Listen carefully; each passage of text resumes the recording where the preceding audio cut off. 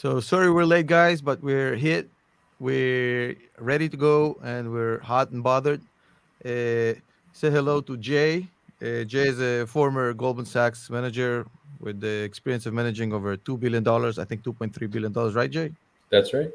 And Jay's here to talk about what everybody's thinking about right now, which is the collapse of Silicon Valley Bank, uh, as well as some other collapses that happen with other banks that start with an S, Silvergate and Signature, which is itself kind of funny. So, Jay, right off the bat, I mean, I don't want to waste your time.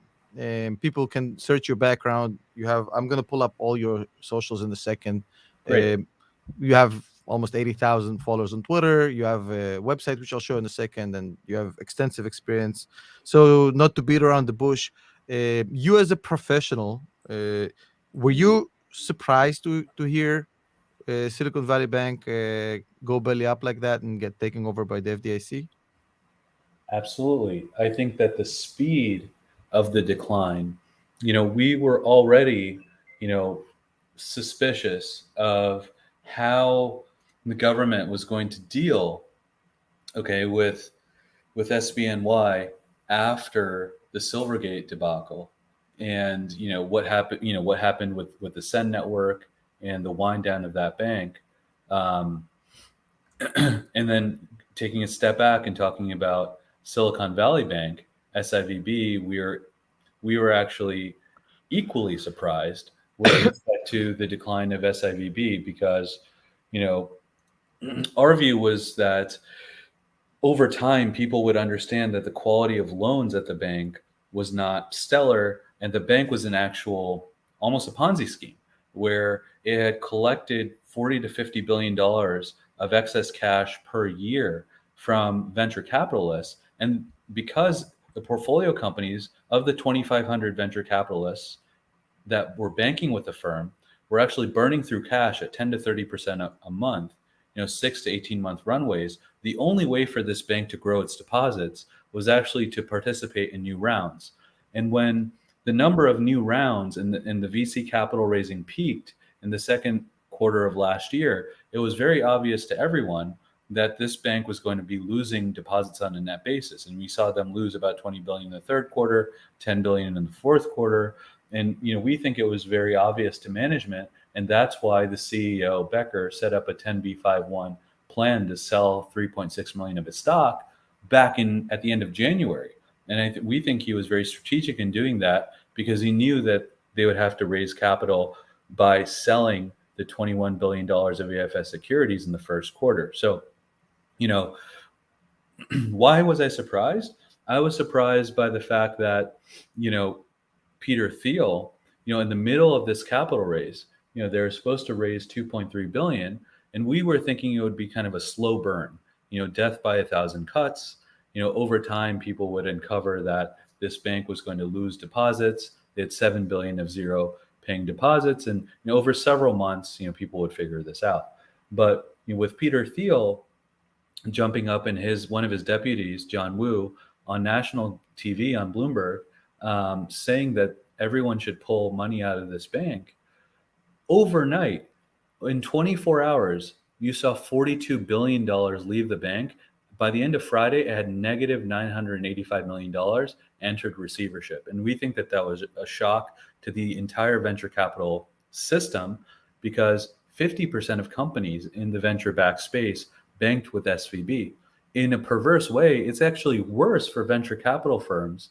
They actually should have stood up and each contributed of the 500 billion in dry powder, a small percentage, to help shore up capital. But now you're probably going to see pressure on venture valuations. You're going to see a number of these companies potentially not have access to lines of credit, potentially go bankrupt. See layoffs.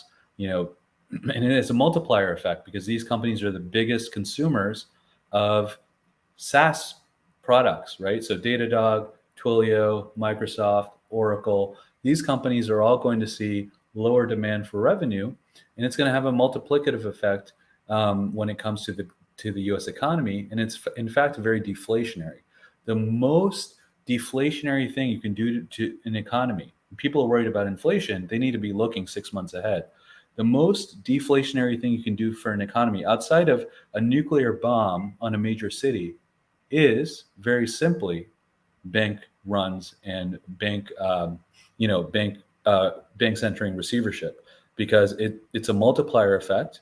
And not only do you lose confidence in the banking system, but people will spend less, and you'll lose access to key sources of borrowing, whether it's venture debt, credit lines, traditional lending, etc.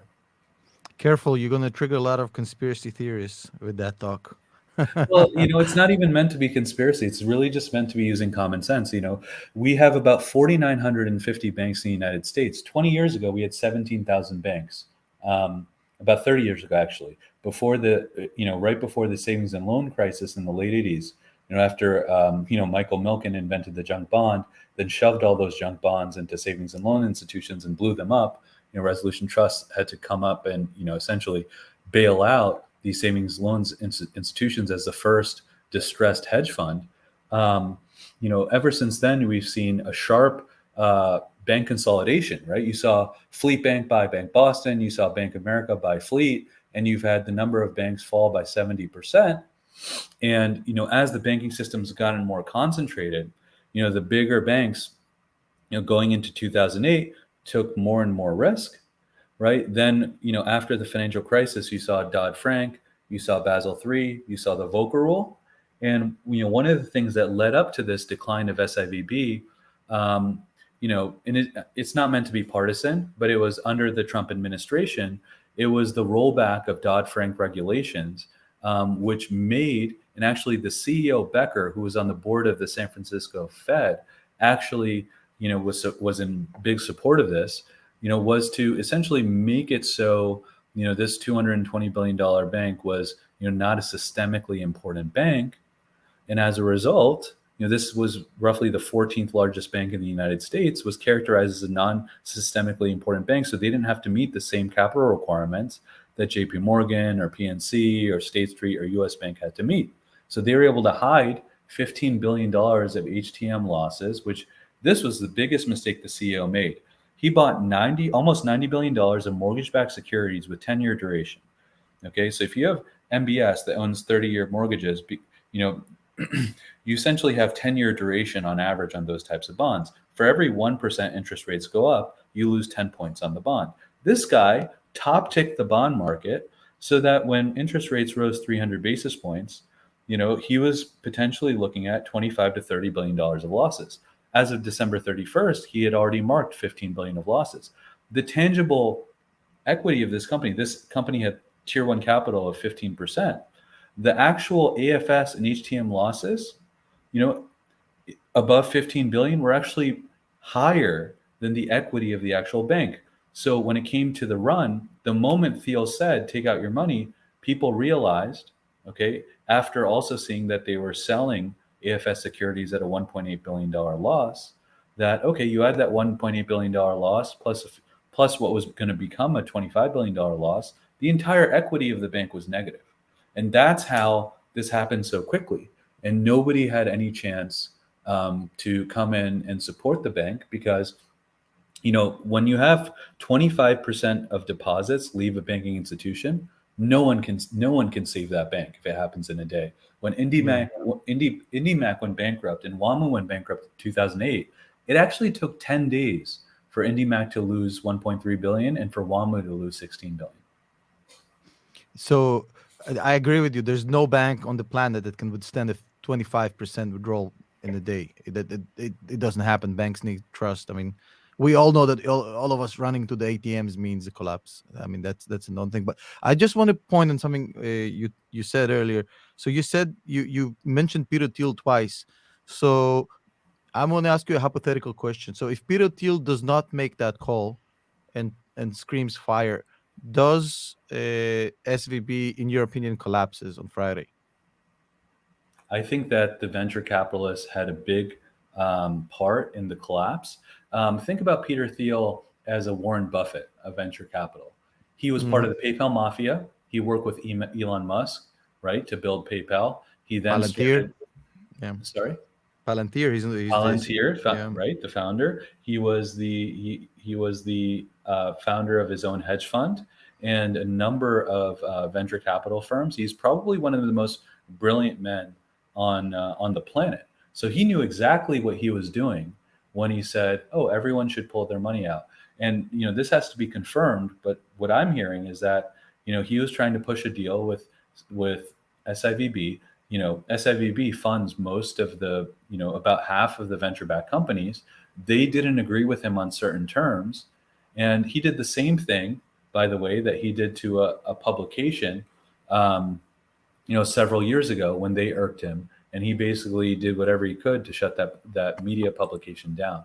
So I think that this is very calculated. And I hope I'm wrong, by the way. This is not fact, this is conjecture. So I hope I'm wrong. But that, I think, was the biggest driver of the bankruptcy, outside of the fact that Becker, who, by the way, being on the Federal Reserve Board of San Francisco, should have known what an interest rate hedge is, right? If you're Yeah, buying we'll 10, talk about that in a second. That's a yeah, whole topic in itself. exactly. Yeah, that's a huge topic. That's one of the things I wanted to bring you on for, because that thing I can't just wrap my hand around. But let's not get ahead of ourselves. But you mentioned Becker getting out of the underneath the Dodd Frank regulation. So I heard somewhere that he spent, well, not he personally, but the bank spent over $500 million on lobbying that to actually get it through and get out underneath that 200 billion. So set the cap at 200 billion, um, which is absolutely insane. I don't know if it's true or not, but I mean, talk about the proper use of funds. So you said earlier something very interesting, and you The said highest return on capital, by the way, is lobbying in corporate America. But please that's go ahead. true. Yeah, that's true. That's true. But in this case, he did it to himself. He did it to himself. If Greg Becker does not get underneath the regulation, he gets stopped way earlier and doesn't destroy his career and everybody involved, and a lot of people who will never work in the industry again. Um, a lot of investors. There's a lot. You hear a lot of people, I think. But you mentioned earlier something, and I want to expand on that. So uh, I think we both agree that a bank run starts with the spark, right? That spark obviously was Peter Thiel, but a spark does nothing if there's no underneath, like, underlying conditions for a fire, correct? So I'm saying, and you either confirm or contradict me here, that in my opinion, yes, Peter Thiel started the spark and maybe even voluntarily, knowingly exactly what's going to happen, but the underneath the underlying conditions underneath were primed for that to happen. And you kind of alluded to this earlier, and I would love for you to expand this. I mean, I talked about this in my video, right? So SVB takes deposits. What it does with these deposits, like every bank, right, it buys something safe like treasuries, and it holds these treasuries and basically makes money off the spread, among other things. And here's the crazy part, right? When they bought these treasuries, well, I'll let you explain the whole story, including the lack of risk protocols, because I think it's a fascinating topic, and I you mean, can you're do a doing a way better great job job. than me. Okay, okay, so I'll Um, continue a little bit more, and then I'll yeah, hand it over please to go you. ahead. So basically, I explain it like this because I'm not a banker. So I explain it to myself as if because I'm a kind of I'm not the smartest guy in the room. So the simplest explanation is they basically when they bought these bonds, the prices were extremely cheap uh, because of low interest rates. Uh, sorry, expensive because of the Expensive. interest They're rate. buying them at Expensive. like one and a half Yeah. percent, right? So yeah, interest rates were pretty much bottomed. Expensive bonds. Inverse relationship, obviously, of course, as we talked about on the channel many times, between the price of the bond and the interest rate.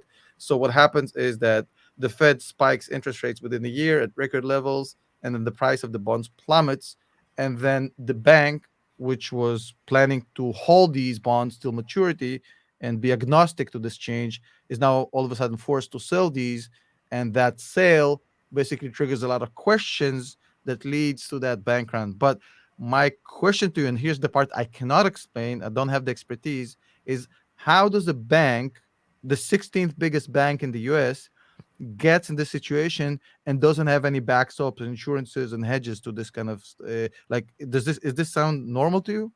It doesn't sound normal. I mean, if you go to Fifth Third Bank, or if you go to PNC's, open up their 10K, you open up Bank of America's 10K. I know that they're bigger, but they have something called, fair value hedges. They have interest. They hedge with interest rate futures. They use something called a interest rate swaptions, fixed to float type hedges, where they're essentially, taking their fixed rate exposure and then they're converting it to floating, right? Because most of the loans that banks make, tend to be floating rate loans. So you want to match your floating rate loans with your floating rate liabilities. In this situation, this company had fixed rate assets, right?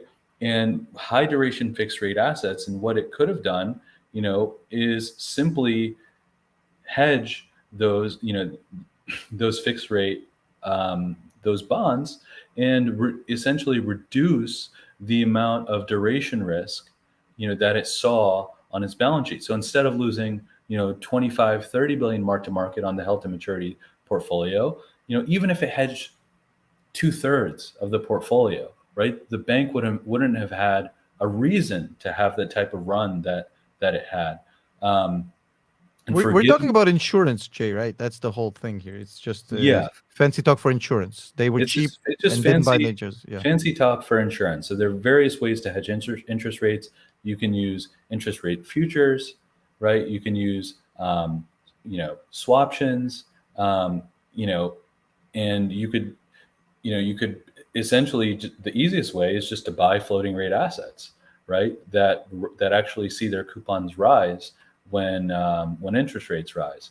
So I think, you know another option is also a swap agreement, which is when two parties exchange cash flows for a specific time period. So it could have entered, a, a swap with a counterparty. So there's several ways to hedge. Another way is a interest rate cap or a collar.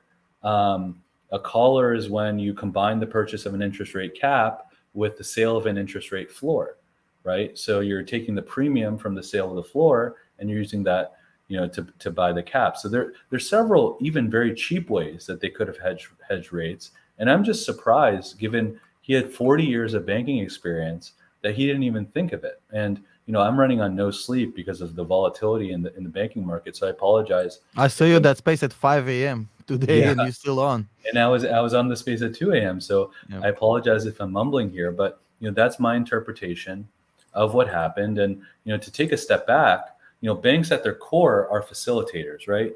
The depositors lend their money to the bank, and for that they're paid interest. And then the banks lend that money, they lend long, they borrow short, they lend long. They naturally have an asset liability mismatch. And the bank is profitable if the interest rates they charge for loans are obviously greater than the interest rates they pay to depositors. One of the issues that we haven't discussed yet is that on 70 billion of the 170 billion of deposits, this bank was paying 0% interest. Mhm. There's something in the market called the deposit beta. So when interest rates rise, as a bank, in order to keep your customers, your depositors, you need to pass some of that interest, the risk-free rate, to your customers. In the last three interest rate cycles, 1999 cycle, the 2006 cycle, and 2016 to 19. Most people don't know we raised interest rates 9 times between 2016 and 2019. We were actually entering a recession even before COVID started. And when in the first, of the three examples I gave, the deposit beta was around 37%, and the second example is 36%, and the third example is 22%. In this type of rate hiking cycle where you see 400 basis points of rate hikes, let's be conservative and say 40% deposit beta. That means, this company should have been paying at least 2% on its assets.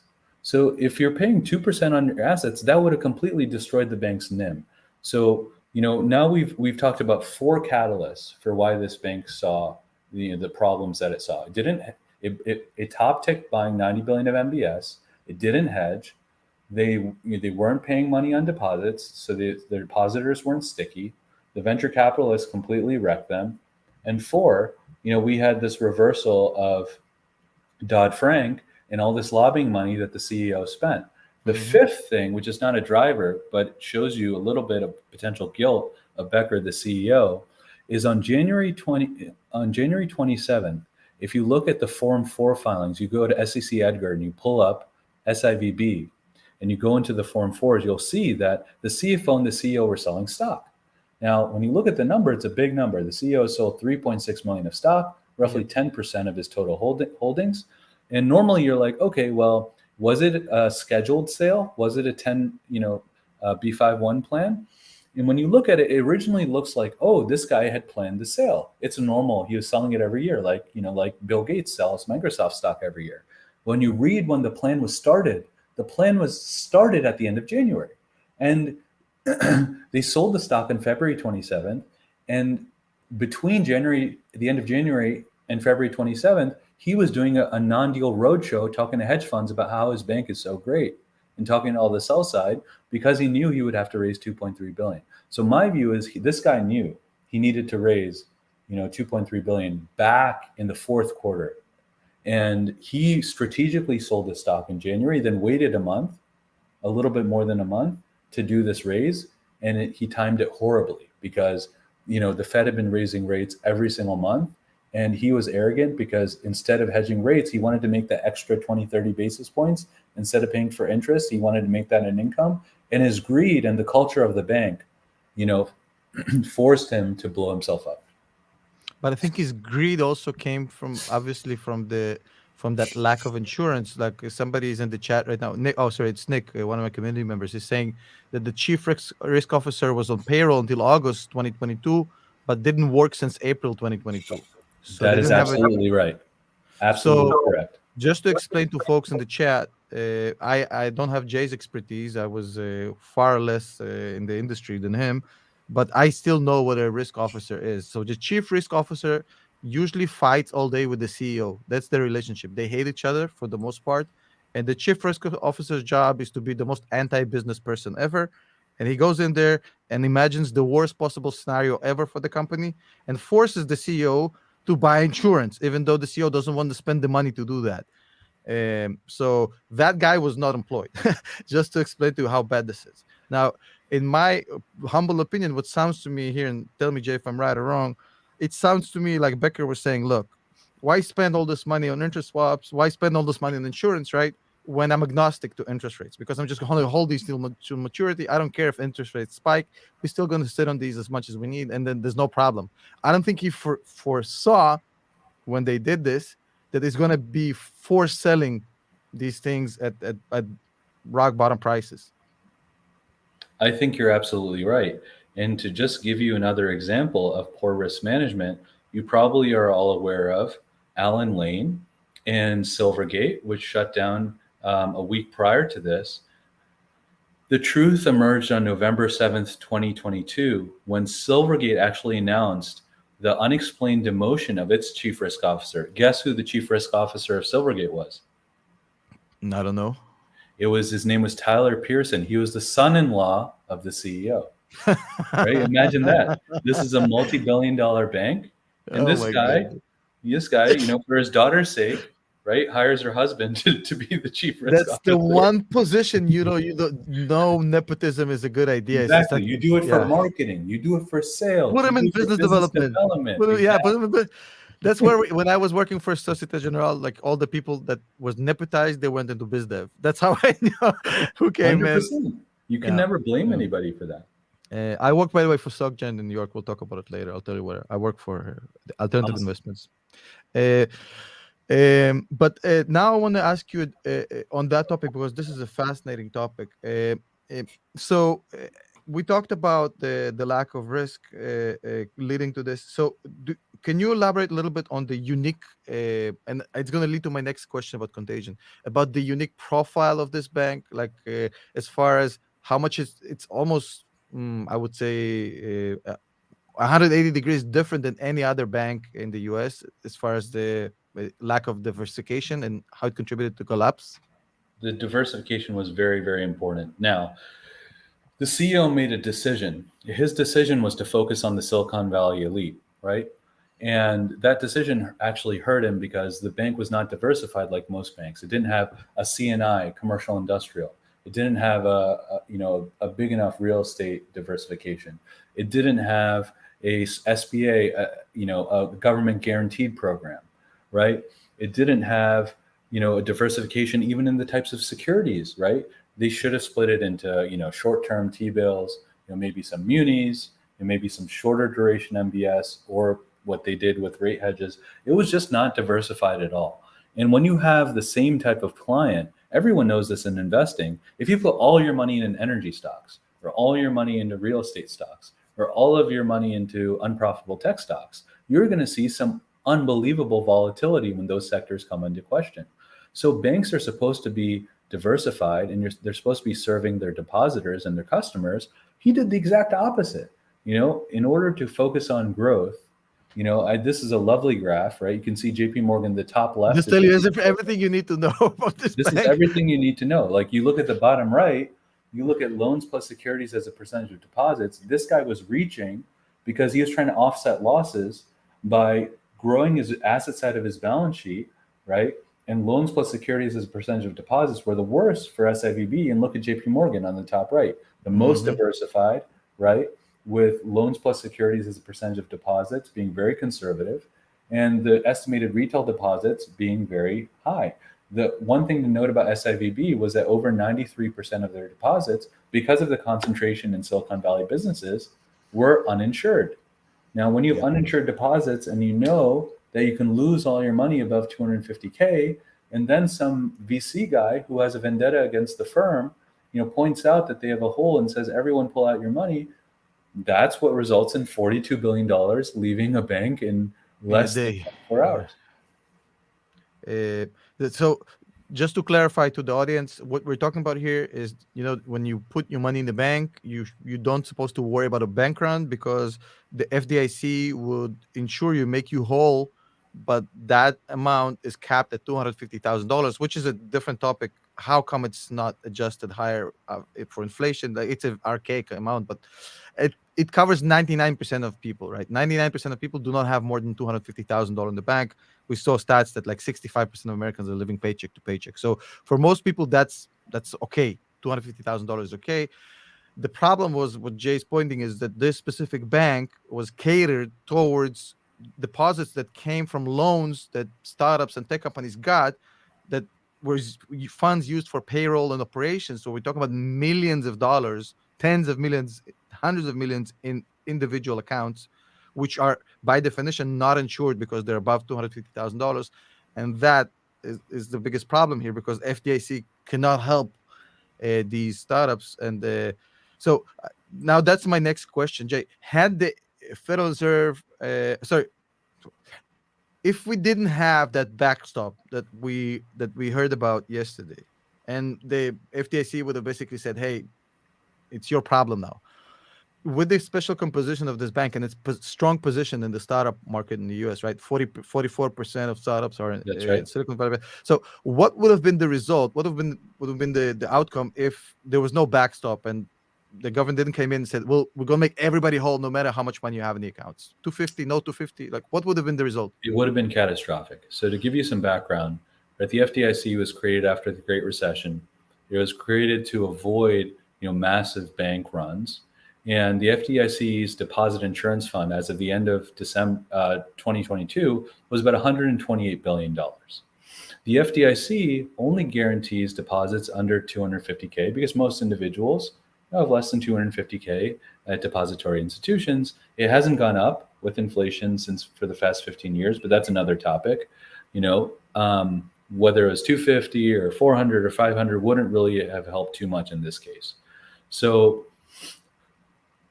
if you go to the FDIC's website, they give you something called a waterfall. So my background is bankruptcy and special situations. When a company files for bankruptcy, you normally have a DIP loan, right, which is backed by accounts receivable and inventory.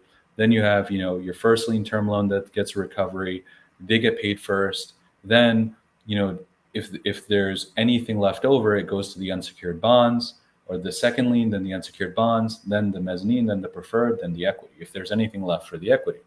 Similarly, there's a waterfall at the FDIC. First, the uninsured depositors get the insured depositors get 250K. Then you get a receipt. This tells you, okay, you have 2 million at the bank, you got your 250K, you have a receipt for 1.75 million. That 1.75 million is returned to you over a period of time in the form of what they call FDIC dividends.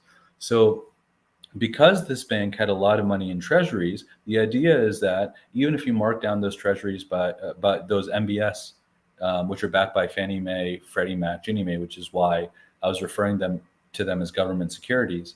When these government securities, even if they mark down by 20 or 30 billion to 70 billion, you could theoretically sell them in the market and return 30 to 50% of the cash to these guys in the first week. So that's not terrible. The terrible part is that what happens with the next 50%? Because you have all these loans, nobody knows what these loans are worth. Oaktree's bidding 40 to 60 cents on them. So, you know, there is a probability that if you were to liquidate this bank today, that the uninsured deposits may have only recovered, 60, 70 cents on the dollar, right? So that money is crucial to these companies because going into this rate cycle, they didn't have the ability to raise money at the same valuations that they had in the past. And so, as it is, these companies were running on borrowed time and they were using $62.5 billion of off balance sheet liabilities at SIVB, right, as a backstop to essentially borrow on venture debt, borrow on revolving lines of credit to essentially fund payroll. So it wasn't just the deposits that were important, it was the fact that that they're burning through 10 to 30% of these deposits a month. So if you only can return 30 to 50% of deposits in the first week, there's a chance you run out of money after a month. And the labor laws, most of these companies are based in California, some are in the Midwest, obviously, some are in other parts of the US.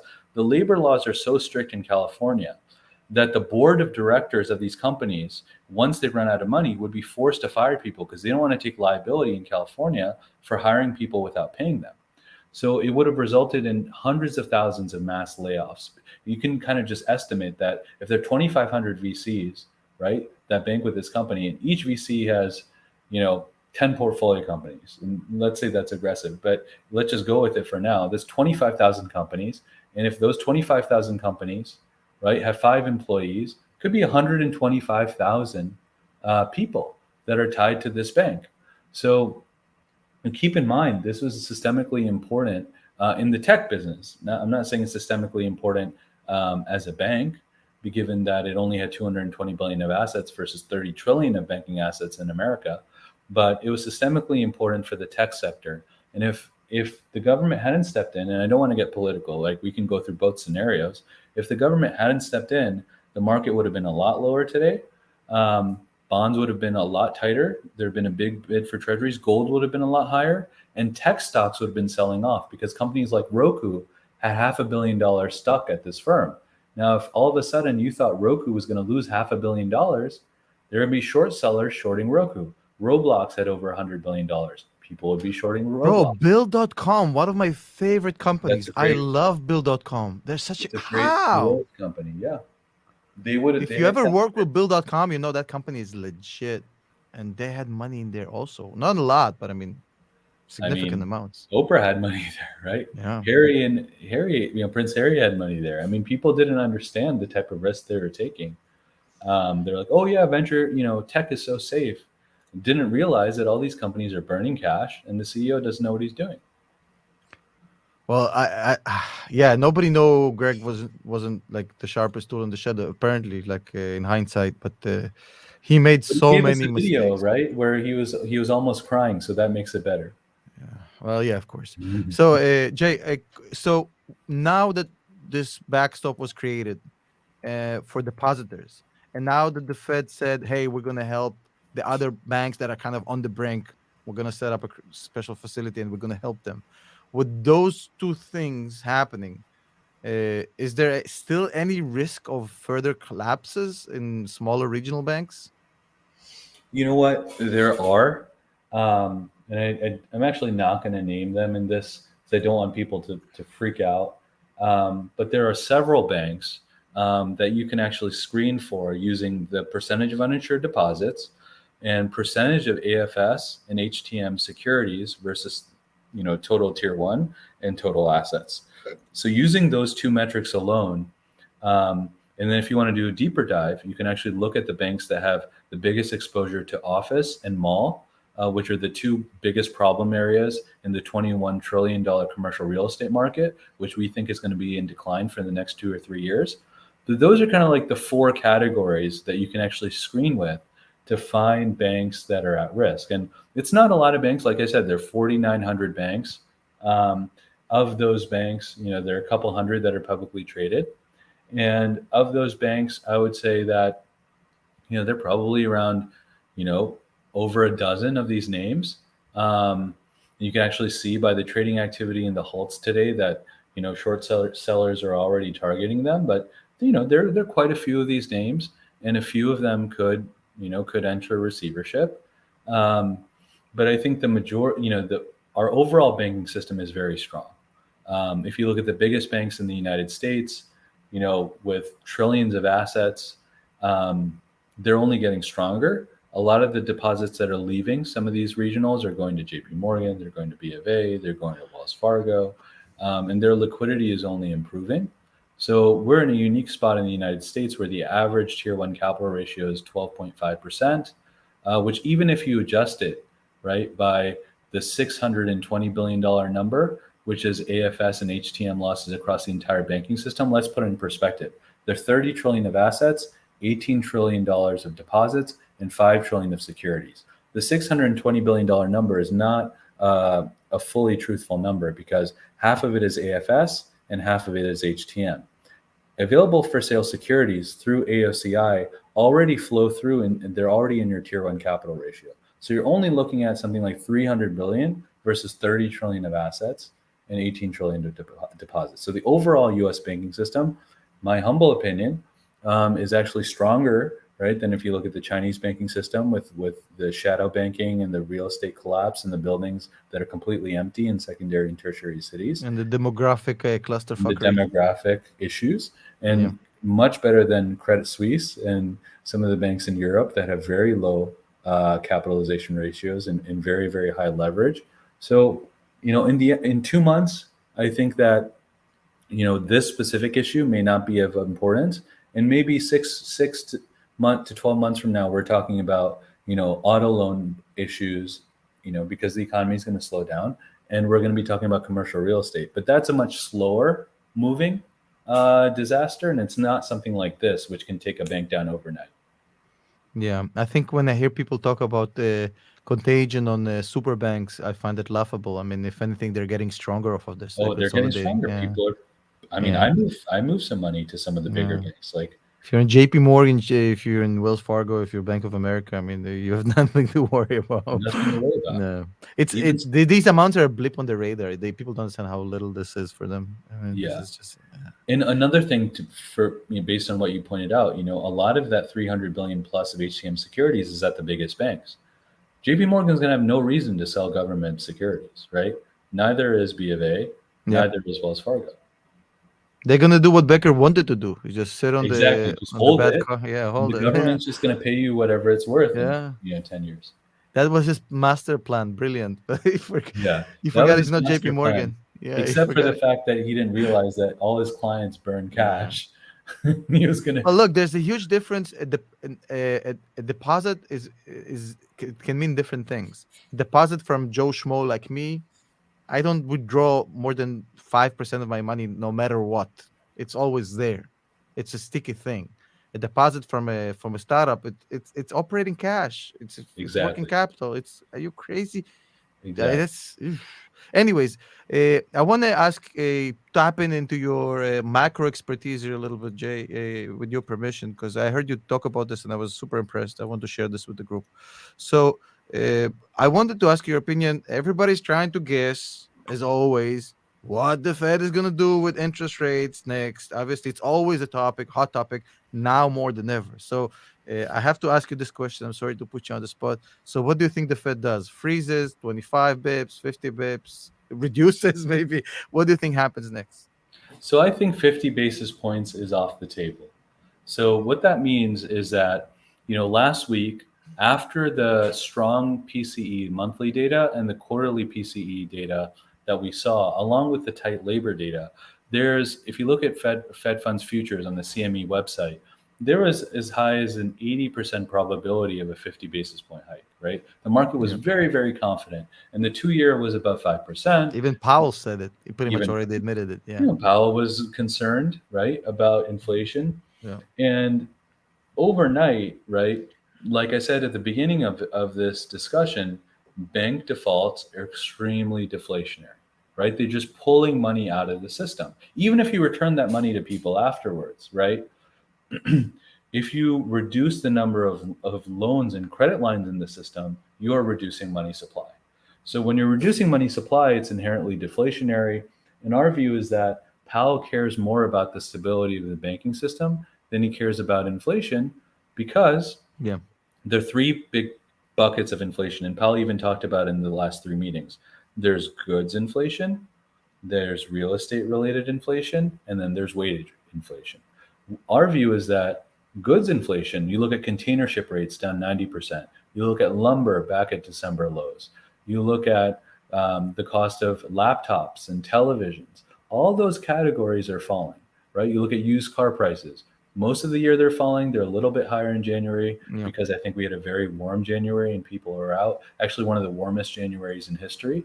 But we think later in the year, car prices will come back down. So the biggest categories of goods inflation, we're actually going into deflation. And then when it comes to real estate, we're talking about commercial real estate.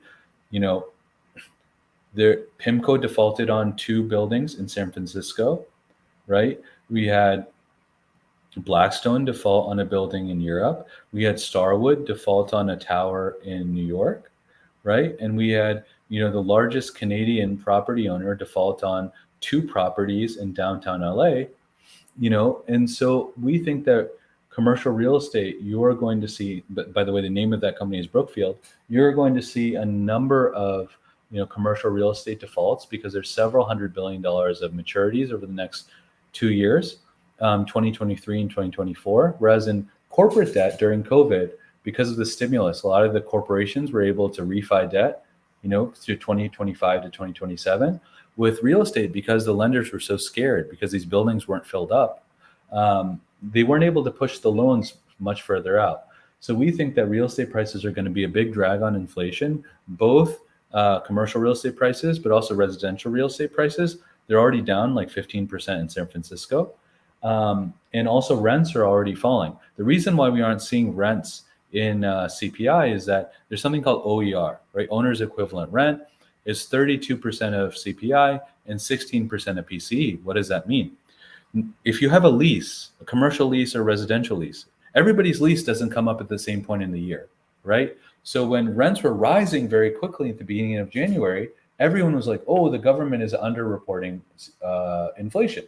Of course, they're underreporting inflation because even though you're seeing your rent go up 20, 30%, now everybody's rent's not going up 20, 30% at the same time. Now, this opposite is happening now. Now rents are falling, but now you're seeing, oh, well, some rents are still going up. Yeah, some rents are still going up because, they had December leases and they had to wait several months in order to restrike the lease. I just remembered the condo conversation when you said that. Same but thing. my condo was so good. Yeah, exactly, right? With my condo, real estate is location, location, location. But Yeah. you need to look at, the 20 city averages, right? And the broad averages and the data we all have free access to from the government. And even you can go on Zillow.com and look at a Zillow.com average or a Redfin average, right? The bid-ask spread in real estate is very high, which means sellers don't want to sell, right? And buyers are reticent to buy because mortgage rates are so high. So on average, in a year, 2% of real estate is transferred, right, from buyers to sellers. In this market, when mortgage rates are 6, 7, 8%, only 1% of real estate is transacting. It could take several years for you to see real estate prices actually fall. After 2008, real estate prices in most of the US didn't bottom until 2012. So we think that real estate is going to be deflationary for the next 2 or 3 years. And that is going to weigh on inflation. And the final thing is wages, right? So wages we think will go up a little bit this year, but in the long run, right? If you imagine bank failures and people losing access to loans and venture capital firms now being defensive and not raising rounds, you're going to see hundreds of thousands of people lose their jobs. And that in itself is deflationary. And by the way, Powell almost said that's what he wants, right? He wants unemployment to go from what, 3.4% to 4.2, Four and a half, four and a half. 4.5, 5. Yeah, he said. So, I mean, I think we can reasonably get there by next year, and that's basically all you need for the Fed to cut. Um, so that's our view, is Yeah. that the Fed is not going to do 50. They might do 25. They might pause, but then in May, if they do pause, they might restart, and they might hike in May, June, and July, and Hmm. get to that 5.5%. And that's in the scenario if this banking situation, it only affects a few banks. Now, if you see more than five to six banks, enter receivership, I think it's a much bigger issue, and it might be you might see a full pause. I don't think we're necessarily going to see that, but if you see several banks enter receivership, you know, I do think that that's going to scare the living bejesus out of the Fed. I think the Fed is already scared with I the. think they're scared too. I mean, Yeah, Yellen changed her mind in 5 hours. She was I like, saw that. we're not going to do any N- bailouts." No, no, but she didn't change her mind because this is not a bailout, Jay. This is What? the not It's not a bailout bailout. bailout. They're only Yeah, it's not bailing a. out Yeah, depositors, not equity yeah. holders and I bondholders. made a joke about it on Twitter. I can't do it on without getting punished on YouTube. But there's a joke on Fair that enough. about a guy who's trying to convince a girl. And anyways, I'll talk. Fair I'll enough. tell you Fair enough. later. Jay, one last question before I let you go, and we'll wrap it up. So, what does this mean on the like on a broader scale? I mean, we touched upon this on the space a little bit. Does this mess translates because the US is leading the way for all central banks look at the Fed, all global banks look at the US banks, the US financial system is leading the way for everybody else. So when people are looking out into the US right now and seeing this kerfuffle happening, does this weaken the position of the United States as far as the world reserve currency, as far as the desirability of the treasuries and the ability of the US to raise cheap capital, et cetera, and all this nonsense I keep hearing? Sorry, I already gave it away. So let me ask you a question. As a friend, we're sitting at a bar, and we're talking about where we want to put our money when we retire. So I'm going to give you four options, right? It's good. Let's do it. Okay, so you can put your money in Chinese bonds, right? Yeah. They're going to pay you high single digit percentage, but at any But you point can in never take time, out the money. The money any, has any to point stay in time, Chinese. Xi can say, no, no, no, no, you're going to keep your money in here. Yeah. No, option two, you're going to put your money in, one of the five biggest economies in the world, which is Japan, at the beautiful interest rate of 50 basis points for the 10-year JGB. So every year you're going to get 0.5%. Okay, that's Beautiful. your option for number two. Your option for number three is to invest in European bonds, where the banking system is much less capitalized than the United States, and they just had Brexit. And frankly, over the next 20, 30 years, we don't know if other countries are going to leave the Eurozone and what's going to Yeah. happen. Okay. So, and then your fourth Plus, option they're is, engaged in the war. Don't forget. plus There's a they're lot of. engaged with the Yeah. war with Russia, Yeah. and they might have an energy crisis. I hope they don't have an energy Yeah. crisis this year, but it will mean huge budget deficits and subsidizing fuel prices in Europe in the winter.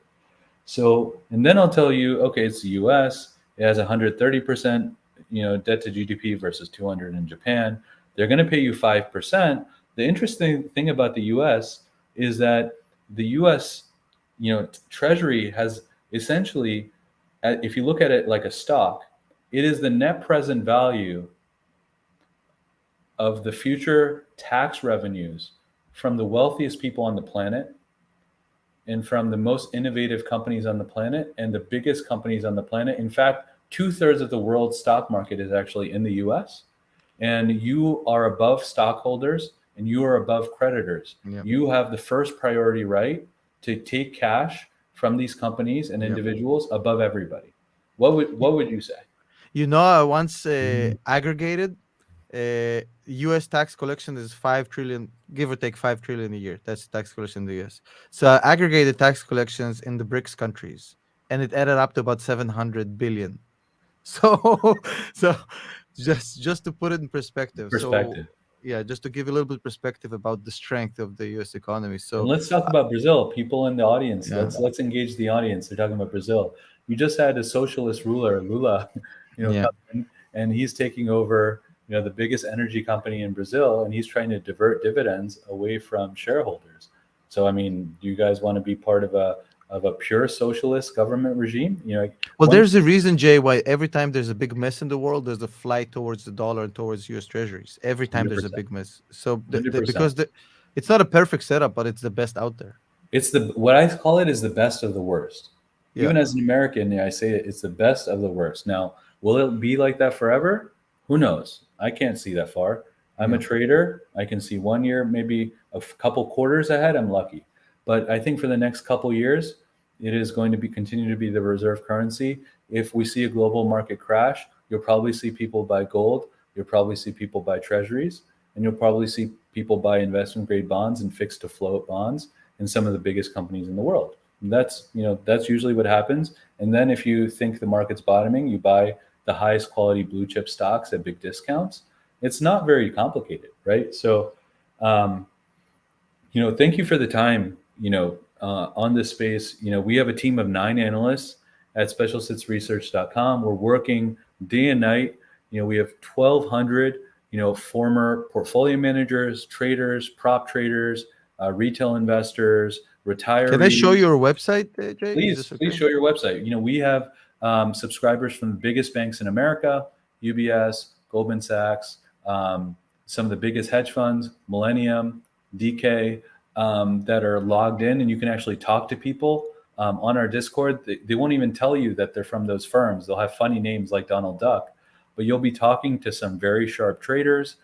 We do modeling of some of the biggest companies. We do custom projects. We do a macro report. We have a list of 800 hybrids and prefs that actually, some of them actually increase their dividends as interest rates rise. So we had a handful of them that saw 30% returns since October.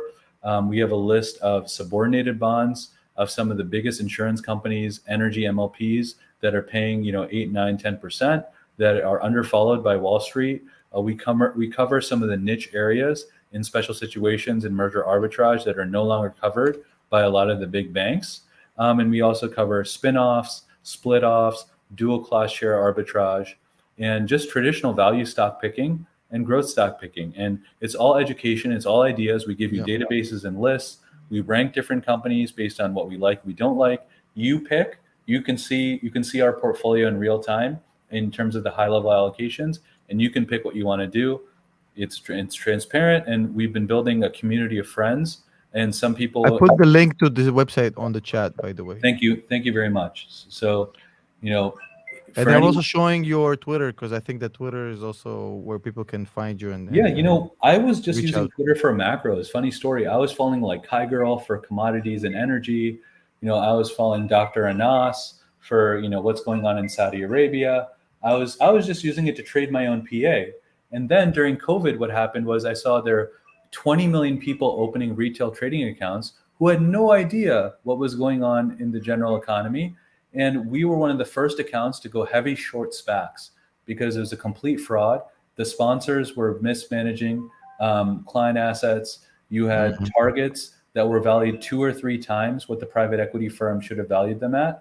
And you had these S1 pipe unlocks and 180-day unlocks I where went to war with one of them. I went to which war one? with Nicola. Oh, Nicola was a big short of ours. Ride, I went to Nicola, war with them. They Air took down my Taxi. channel, by the way. They took down On your my channel, you channel. talk to them. Okay. Yeah, yeah. I went to Send me war the with them. link. Send me the They link. took I down want to my see them. channel, and then Financial Times did an article exposing them, and then YouTube reinstated my channel. But absolutely insanity. So That's I insane. went. Yeah, yeah. I was saying Nicola is a piece of shit when it was like $80 per share. You know, if I could raise $1 billion by pushing a wagon down a hill, you know, Up a hill, up a hill, yeah, yeah, up a hill, and then rolling it down. Don't forget the Nicola Badger, the track that never existed. Yeah, there's a lot of. We can talk about it for a whole new show. we could, Maybe we part should two. do another Yeah, show. We should talk yeah. about frauds. We should Frauds talk and about all these SPACs. tech frauds and It's SPACs. yeah, definitely. Jay, thank you so much, guys. Go follow Jay on Twitter. The link to his website is in the chat. I put it in the chat, so you guys go check it out. I absolutely love his work, and I can't recommend it enough. I'm gonna put it on the screen again. It's very simple. Specialsitresearch.com. Jay, thank you so much for coming on today. It's been absolutely a blast hearing you talk about these things. We can probably do this again if you'd We like. should do it again. Tom, you're Yeah, very kind. Thank you for your time today. And I'm sorry I was late. I have not slept in 24 you will be hours. punished. You will be punished by owning one Nikola share for every Oh minute my you were God. late. Oh my God. I'm brave. I don't want to Every be known as minute having of any late. Nicola shares. Yeah. All right. Thank you Take so care, much. guys. We'll see you guys soon.